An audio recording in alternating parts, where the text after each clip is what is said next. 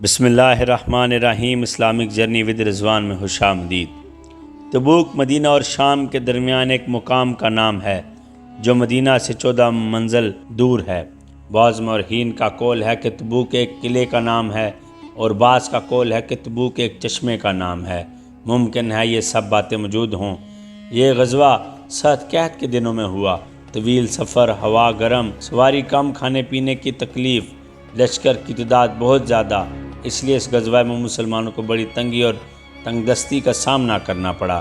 یہی وجہ ہے کہ اس غزوے میں مسلمانوں کو بڑی تنگی اور تنگ دستی کا سامنا ہوا۔ اس غزوے کو حبش الاسرا، تنگ دستی کا لشکر بھی کہتے ہیں، اور چونکہ منافقوں کو اس غزوے میں بڑی شرمندگی اور شرمساری اٹھانی پڑی تھی، اسی وجہ سے اس کا ایک نام رسوا کرنے والا غزوہ بھی ہے۔ اس بار تمام مورخین کا اتفاق ہے اس غزوہ کے لیے حضور دو عالم صلی اللہ علیہ وسلم ماہ رجب 9 ہجری جمعرات کے دن روانہ ہوئے۔ اس وقت حجاز مقدس میں شدید قحط تھا اور بے پناہ شدت کی گرمی پڑ رہی تھی۔ ان وجوہات سے لوگوں کو گھر سے نکلنا شاق گزر رہا تھا۔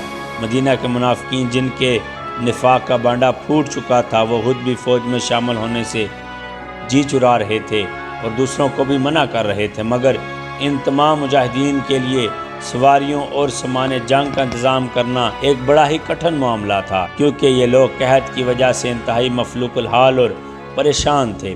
اس لیے حضور دو عالم نے تمام قبائل عرب سے فوجیں اور مالی امداد طلب فرمائی۔ اس طرح اسلام میں کسی کا رہائش کے لیے چندہ کرنے کی سنت قائم ہوئی۔ حضرت ابوبکر صدیق نے اپنا سارا مال اور گھر کا تمام اثاثہ، یہاں تک کہ بدن کے کپڑے بھی لا کر بارگاہ نبوت میں پیش کر دیے۔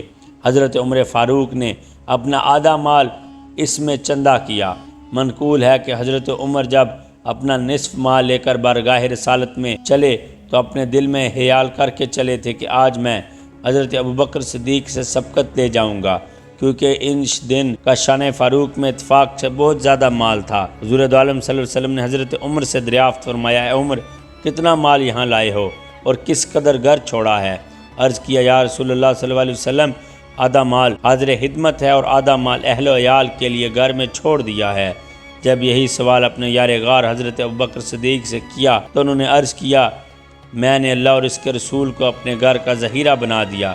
آپ نے ارشاد فرمایا، تم دونوں میں اتنا ہی فرق ہے جتنا تم دونوں کے کلاموں میں فرق ہے۔ حضرت عثمان غنی 1000 اونٹ اور 70 گھوڑے مجاہدین کی سواری کے لیے اور 1000 اشرفی فوج کے اخراجات کی مد میں اپنی آستین میں بھر کر لائے اور حضور دو عالم صلی اللہ علیہ وسلم کی آغوش مبارک میں بکھیر دیا۔ آپ نے ان کو قبول فرما کر یہ دعا فرمائی کہ اے اللہ، تو عثمان سے راضی ہو جا، کیونکہ میں اس سے خوش ہو گیا ہوں۔ حضرت عبد الرحمن بن عوف رضی اللہ تعالیٰ عنہ نے 40,000 درہم دیا اور عرض کیا، یا رسول اللہ صلی اللہ علیہ وسلم، میرے گھر میں اس وقت 80,000 درہم تھے، آدھا بارگاہ رسالت میں لایا ہوں اور آدھا گھر پر بال بچوں کے لیے چھوڑ آیا ہوں۔ آپ صلی اللہ علیہ وسلم نے، اس میں برکت ہو جو تم لائے ہو اور اس میں بھی برکت ہو جو تم چھوڑ آئے ہو۔ اس دعا پر یہ اثر ہوا کہ حضرت عبد الرحمن بن عوف بہت زیادہ مالدار ہو گئے۔ اس طرح انصار و مہاجرین نے حسب توفیق اس چندے میں حصہ لیا۔ عورتوں نے اپنے زیورات اتار کر بارگاہ نبوی میں پیش فرما دیے۔ رسول دو عالم صلی اللہ علیہ وسلم کا اب یہ طریقہ تھا کہ غزوات کے معاملے میں بہت زیادہ رازداری کے ساتھ تیاری فرماتے تھے، یہاں تک کہ عساکر اسلامیہ کو عین وقت پر یہ معلوم بھی نہ ہوتا تھا کہ کہاں اور کس طرف جانا ہے، مگر جنگ تبوک کے موقع پر سب کچھ انتظام اعلانیہ طور پر کیا گیا اور یہ بتا دیا گیا کہ تبوک چلنا ہے، قیصر روم کی فوجوں سے جہاد کرنا ہے اور رومیوں کو ٹکر دینی ہے۔ حضور دو عالم صلی اللہ علیہ وسلم 30,000 کا لشکر لے کر تبوک کے لیے روانہ ہوئے اور مدینہ کا نظم و نسق چلانے کے لیے حضرت علی کو اپنا خلیفہ بنایا۔ جب حضرت علی نے نہایت ہی حسرت و افسوس کے ساتھ عرض کیا کہ یا رسول اللہ، کیا مجھے عورتوں اور بچوں میں چھوڑ کر وہ جہاد کے لیے تشریف لے جا رہے ہیں؟ تو رسول دو عالم صلی اللہ علیہ وسلم نے کیا خوبصورت ہی ارشاد فرمایا، کیا تم اس پر راضی نہیں ہو کہ تم مجھ سے ایسی نسبت رکھتے ہو جو حضرت ہارون کو حضرت موسیٰ کے ساتھ تھی، مگر بس میرے بعد کوئی نبی نہیں ہوگا۔ یعنی جس طرح حضرت موسیٰ کوہ طور پر جاتے وقت حضرت ہارون کو اپنی امت بنی اسرائیل کی دیکھ بھال کے لیے اپنا خلیفہ بنا کر چلے گئے تھے، اسی طرح میں تم کو اپنی امت سونپ کر جہاد کے لیے جا رہا ہوں۔ اللہ یہ حضرت علی کی شان تھی۔ حضرت ابو ذر غفاری کے پیچھے رہ جانے کا سبب یہ ہوا کہ ان کا گھوڑا بہت ہی کمزور اور تھکا ہوا تھا۔ انہوں نے اس کو چند دن چارہ کھلایا تاکہ وہ چنگا ہو جائے۔ جب روانہ ہوئے تو وہ بھی راستے بھر میں تھک گیا۔ مجبوراً وہ اپنا سامان اپنی پیٹھ پر لا کر چل پڑے اور لشکر اسلامی میں شامل ہوئے۔ یہ ایک واحد غزوہ تھا جس میں شامل نہ ہونے والا منافق قرار دیا گیا تھا۔ یہی وجہ تھی کہ حضرت ابو ذر غفاری مسلمانوں سے پیچھے رہے، لیکن جب آپ اسلامی لشکر کی طرف بڑھے تو رسول دو عالم صلی اللہ علیہ وسلم نے ارشاد فرمایا کہ اے آنے والے تو ابو ذر ہو جا، اور جب وہ پاس آئے تو وہ حضرت ابو ذر غفاری ہی تھے۔ راستے میں قوم عاد و سمود کی وہ بستیاں ملی جو قہر الہی کے عذابوں سے الٹ پلٹ کر رکھ دی گئی تھی۔ آپ نے حکم دیا کہ وہ یہ جگہیں ہیں جہاں خدا کا عذاب نازل ہو چکا ہے، اس لیے کوئی شخص یہاں قیام نہ کرے، بلکہ نہایت تیزی کے ساتھ سب لوگ یہاں سے سفر کر کے ان عذاب کی وادیوں سے جلد باہر نکل جائیں، اور کوئی یہاں کا پانی نہ پیے اور نہ کسی کام میں لائے۔ حضور دو عالم صلی اللہ علیہ وسلم نے حضرت ابو ذر غفاری کو دیکھا تو وہ سب سے الگ چل رہے تھے، تو ارشاد فرمائے کہ یہ سب سے الگ ہی چلیں گے اور الگ ہی زندگی گزاریں گے اور الگ ہی وفات پائیں گے۔ چنانچہ ٹھیک ایسا ہی ہوا کہ جب حضرت عثمان غنی نے اپنے دور خلافت میں ان کو حکم دیا کہ آپ ربضہ چلے جائیں، تو آپ ربضہ میں اپنی بیوی اور غلام کے ساتھ رہنے لگے۔ جب وفات کا وقت آیا تو آپ نے فرمایا کہ تم دونوں مجھ کو غسل دے کر کفن پہنا کر راستے میں رکھ دو۔ جب شتر سواروں کا پہلا گروہ میرے جنازے کے پاس سے گزرے تو تم ان سے کہنا کہ یہ ابو ذر کا جنازہ ہے، ان پر نماز پڑھ کر ان کو دفن کر کے ہماری مدد کرو۔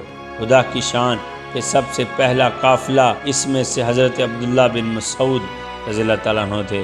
آپ نے جب یہ سنا کہ یہ حضرت ابو ذر غفاری ہیں تو آپ نے ان کا جنازہ پڑھایا اور قافلے کو رو کر اترے اور کہا بالکل سچ فرمایا تھا رسول اللہ نے، اے ابو ذر تو تنہا چلے گا، تنہا مرے گا، تنہا قبر سے اٹھے گا۔ جب لشکر اسلامی مقام حجر میں پہنچا تو حضور دو عالم نے حکم دیا کہ کوئی شخص اکیلا لشکر سے باہر کہیں دور نہ جائے۔ پورے لشکر نے اس حکم نبوی کی اطاعت کی، مگر قبیلہ بنو سعدہ کے دو آدمیوں نے آپ کے حکم کو نہیں مانا۔ ایک شخص اکیلا ہی رفع حاجت کے لیے لشکر سے دور چلا گیا، وہ بیٹھا ہی تھا کہ دفتن کسی نے اس کا گلا گھونٹ دیا تو اسی جگہ مر گیا، اور دوسرا شخص اپنا اونٹ پکڑنے کے لیے اکیلا ہی لشکر سے کچھ دور چلا گیا تو ناگہاں ایک ہوا کا جھونکا آیا اور اس کو اڑا کر قبیلہ تئی کے پہاڑوں کے درمیان پھینک دیا اور وہ ہلاک ہو گیا۔ آپ نے ان دونوں کا انجام سن کر فرمایا کہ میں نے تم کو منع کیا تھا کہ تم لشکر سے اکیلے نہیں جاؤ گے۔ جب حضور دو عالم تبوک کے قریب میں پہنچے تو ارشاد فرمایا کہ انشاءاللہ کل تم لوگ تبوک کے چشمے پر پہنچو گے اور سورج بلند ہونے کے بعد پہنچو گے، لیکن کوئی شخص وہاں پہنچے تو پانی کو ہاتھ نہ لگائے۔ رسول اللہ جب وہاں پہنچے تو جوتے کے تسمے کے برابر اس میں ایک پانی کی دار بہہ رہی تھی۔ آپ نے اس میں سے تھوڑا سا پانی مانگا، ہاتھ منہ دھویا اور اس پانی میں کلی فرمائی، پھر حکم دیا کہ اس چشمے کو اڈھیل دو۔ جب لوگوں نے اس پانی کو چشمے میں ڈالا تو چشمے سے زوردار پانی کی موٹی دار بہنے لگی اور 30,000 کا لشکر اور تمام جانور اس چشمے کے پانی سے سیراب ہو گئے۔ حضور دو عالم صلی اللہ علیہ وسلم نے تبوک میں پہنچ کر لشکر کو پڑاؤ کا حکم دیا، مگر دور دور تک رومی لشکروں کا کوئی پتہ نہیں چلا۔ واقعہ یہ ہوا کہ جب رومیوں کے جاسوسوں کو قیصر کو خبر دی گئی کہ رسول اللہ 30,000 کا لشکر لے کر تبوک آ رہے ہیں تو رومیوں کے دلوں پر اس قدر ہیبت چھا گئی کہ وہ جنگ سے ہمت ہار گئے اور گھروں سے باہر ہی نہ نکل سکے۔ رسول اللہ صلی اللہ علیہ وسلم نے 20 دن تبوک میں قیام فرمایا اور اطراف و جنوب میں افواج الہی کا جلال دکھا کر اور کفار کے دلوں پر اسلام کا رعب بٹھا کر مدینہ منورہ واپس تشریف لائے۔ تبوک میں کوئی جنگ نہیں ہوئی۔